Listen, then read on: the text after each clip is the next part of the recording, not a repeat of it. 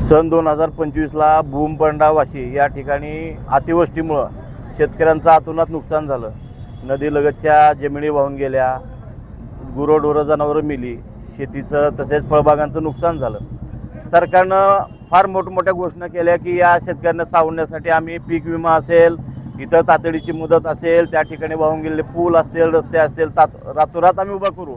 प्रत्यक्षात अंमलबजावणी दिसून आली नाही. आणि पीक विम्याचा जर बारकाईनं अभ्यास केला, जसं जागजी आणि तेरमध्ये हेक्टरी 24,000 विमा त्या ठिकाणी शेतकऱ्यांना मिळतो, तोच निकष परत बदलला जातो.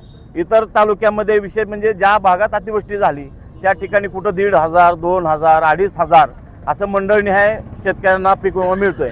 मला वाटतं हा जो दुजाभाव आहे याच्यामध्ये सगळ्यात महत्त्वाचं म्हणजे पीक कापणीचा जो निकष यांनी लावलेला आहे. आम्हाला सगळ्यात महत्त्वाची माहिती पाहिजे की हे पीक कापणीचे प्रयोग किती ठिकाणी आणि कुठं कुठं झाले, आणि ज्या सॅटेलाईटच्या मॅपिंगद्वारे काही ठिकाणी त्यांनी चाचपणी केली ते देखील कुठं कुठं झाले याची संक्षिप्त माहिती पाहिजे.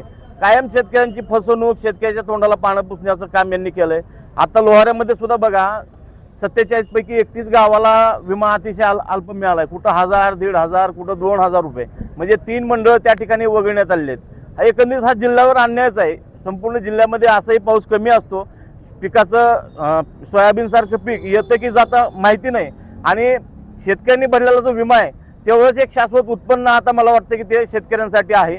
याची सखोल चौकशी व्हावी आणि सरसकट हेक्टरी 24,000 रुपये पीक विमा मिळावा ही आमची महाविकास आघाडीच्या वतीनं मागणी आहे.